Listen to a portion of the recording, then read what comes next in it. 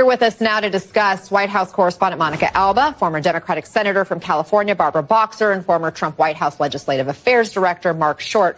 Monica, fill us in. What exactly did the president announce? Yeah, and these are just coming in, as you mentioned, Anna, and they vary in the rates of the tariffs that the president is announcing to each country if they do not make a deal by August 1st. Now, remember, let's rewind. All of this goes back a couple of months when the president was going to put these tariffs in place, and then he put a pause in place instead for 90 days, where he pledged that there were going to be all of these new trade deals that were going to come in that time period. In reality, because today was supposed to be that original deadline, there were only a handful of agreements with countries like with Vietnam and with the UK that even some outstanding details are still a bit patchy and unclear on. Now, the president has extended that again to August 1st, and we saw a slew of letters yesterday to different countries, most of them in Asia, for instance, to Japan, South Korea, Malaysia, Laos, Myanmar, etc., where he was dictating differing rates, mostly between 25 and 40%, again, if they didn't come to the table to make some other kind of a deal before August 1st. Yesterday, he said he was going to be announcing additional countries this morning. So those are the ones you just identified. And then he also indicated there could be more coming in the afternoon. So all of this is the Trump administration trying to say that in the next few weeks, there could be a flurry of activity of some new deals. The president was trying to boast and say that there had been a lot of outreach from countries who want to come to some kind of an agreement. But we should really point out here, Anna, the deadline has moved several times. It could move again, though the president has said he believes August 1st would be firm, though just a few days ago he said it's firm, maybe not 100% firm, but it's firm. So take that for what you will.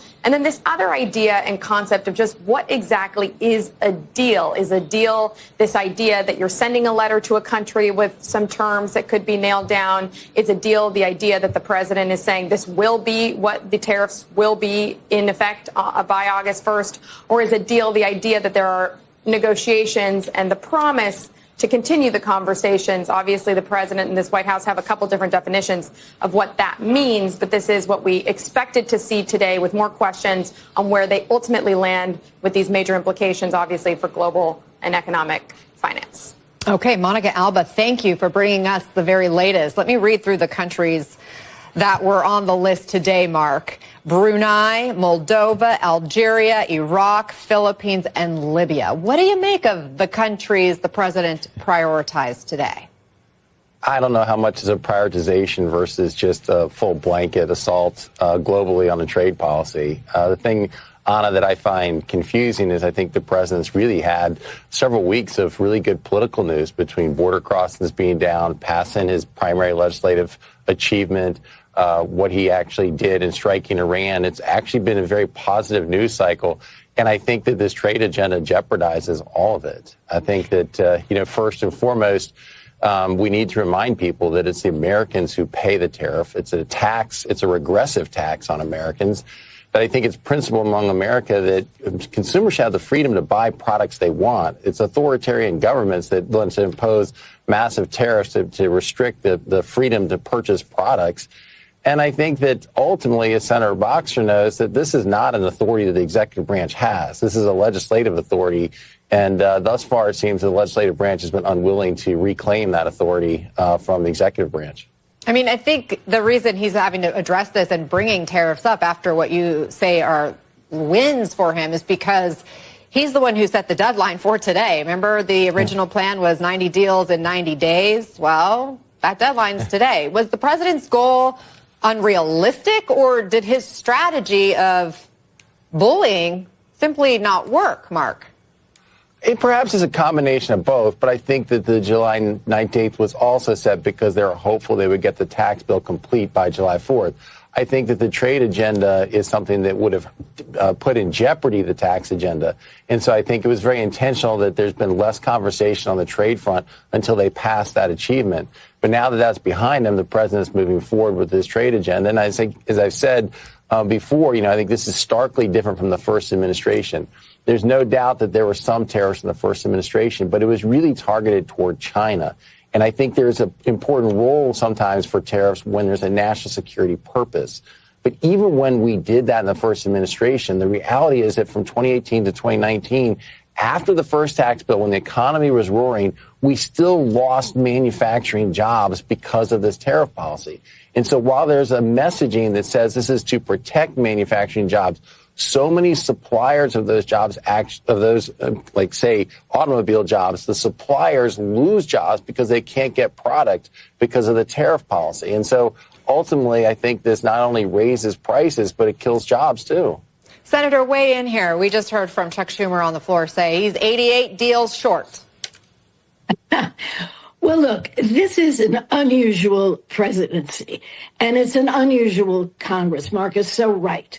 They have given over the majority party, their power to this guy. And I think he's just in love with tariffs.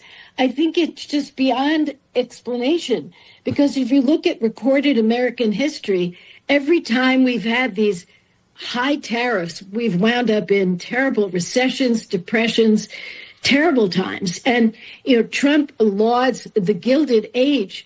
Well, the Gilded Age, yes, it had very high tariffs. There was no income tax. And guess what? The annual pay, the average pay was $350 a year. And deep poverty was 40%. But he doesn't seem to care about that. And what he's doing, and I'm an old economics major, he throws instability into what is otherwise a strong economy. We have a global marketplace. God knows it's not perfect. I never voted for NAFTA, but that was then, and this is now. And we have a global marketplace. And when you say you're going to put huge tariffs on, for example, pharmaceuticals, what are people going to do? So either the businesses won't be able to afford it, the small businesses, they'll go out of business, or they'll pass it on to consumers. And it's not a smart way to go. But I think he's got this deep love of tariffs, and he wants another Gilded Age. God help us. Well, you have a couple of different hats you're wearing today as a former economics major, as also a former elected official. Look at this new polling, Marist, showing 80% of Americans are worried about how tariffs will impact their personal finances. The Economist and YouGov numbers also show the president with only 33% approval on inflation and prices. Senator, how big is the president's tariff gamble? How much are Americans willing to tolerate? Well, I'm proud of the American people, because this can sometimes be confusing because Trump wants to confuse you. Trump says the countries are going to pay the tariffs. No, the countries are not. It's the small businesses. And I've spoken to some small business people. They don't know what to do. Some of them are actually sending back stuff that they thought they could, sell. But the tariffs are so high. So I think the president should look at these polls. I don't know that he looks at bad polls. I think he only sees happy polls. I understand that. I love to do that myself in the old days. But you have to see the truth. And the truth is people get it. And they're scared. And history has shown that this is not the way to go. Last point. Yes, if you've got an issue with a country, sit down with people like Marc, with smart people who know their business, deal with it quietly, and you'll come up with something good. But all of this stuff is so childish, I don't mean to insult children. Former Senator Barbara Boxer and Marc Short, we got to leave it there today. Thank you both very much for sticking around.